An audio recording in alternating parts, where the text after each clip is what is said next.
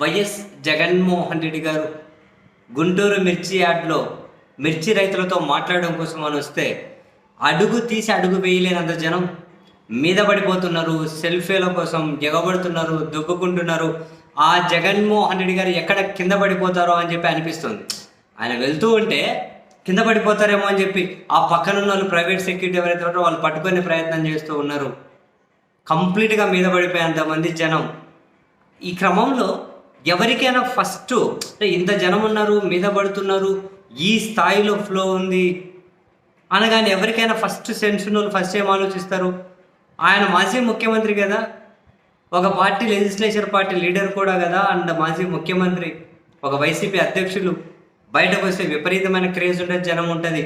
మరి ఎక్కడైనా పోలీసులు ఉన్నారా ఈ జనాన్ని కంట్రోల్ చేసే? కానీ దాదాపు కాసిన సెన్స్ ఉన్న వాళ్ళ కళ్ళన్నీ కూడా పోలీసులను ఎతికే ప్రయత్నం చేస్తాయి. ఆ విజువల్ తీరా చూస్తే ఎక్కడే కూడా మాట వరుసకైనా అదిగో పోలీస్ అంటే ఇలా ఉంటారు అని చెప్పి చూడడం కోసమైనా చూద్దాం ఏడైనా కనిపిస్తారంటే ఒక్క పోలీస్ కనిపించలేదు. ఎందుకని? ఒక్క పోలీస్ కూడా కనిపించలేదు. ఎందుకని? జగన్మోహన్ రెడ్డి గారి టూరు ఏదో ఎన్నికల కోడ్ వయలేషన్ అని.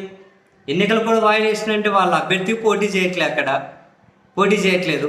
ఆయనేం మైకులు పట్టుకొని కానీ మాట్లాడట్లే, మిర్చి యార్డ్లు చేసి మామూలుగా మాట్లాడుతున్నారు. మరి ఎన్నికల కోడ్ వయలేషన్ ఏంటి? ఆ తర్వాత వైఎస్ఆర్ కాంగ్రెస్ పార్టీ నాయకులు కొందరు మాట్లాడుతూ ఉంటే చూశాను.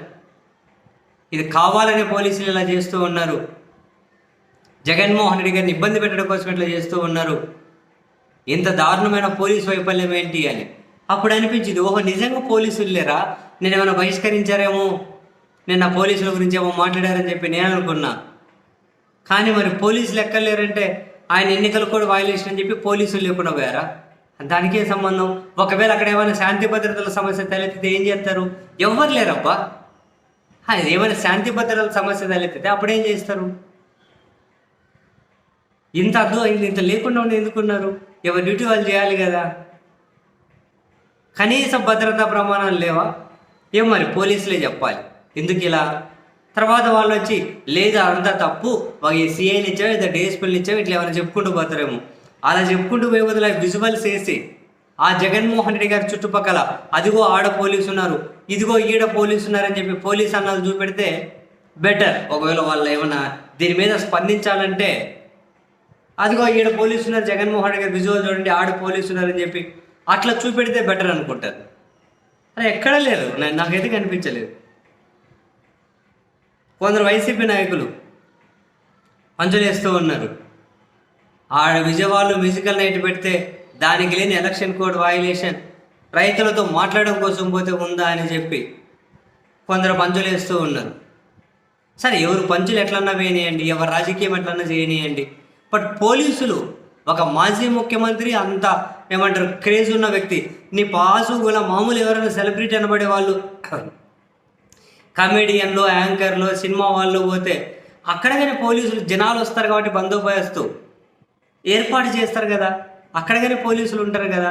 మరి ఒక మాజీ ముఖ్యమంత్రి ప్రోగ్రామ్ని పోలీసులు ఏదో బహిష్కరించినంత పనే చేసినట్లున్నారు. ఎక్కడే కూడా లేరు, కనిపించైతే ఎక్కడ లేరు. మరి ఆ విజువల్లో కనిపించకుండా దూరంగా ఎక్కడ నిలబడ్డారేమో. అలా నిలబడి ఉంటే మరి మనకు కనిపించారు. మరి తెలియదు, ఆ దగ్గర వాళ్ళు ఎవరన్నా ఆడిగా జగన్ గారి ప్రోగ్రామ్ అటెండ్ అయిన వాళ్ళు ఎవరన్నా అడగాలి మరి తర్వాత, ఆయన దూరం నుంచి నిలబడి చూస్తున్నారా అని. దగ్గర ఆ జగన్మోహన్ రెడ్డి గారి చుట్టూ అయితే ప్రైవేట్ సెక్యూరిటీ తప్ప ఎవ్వరు లేరు.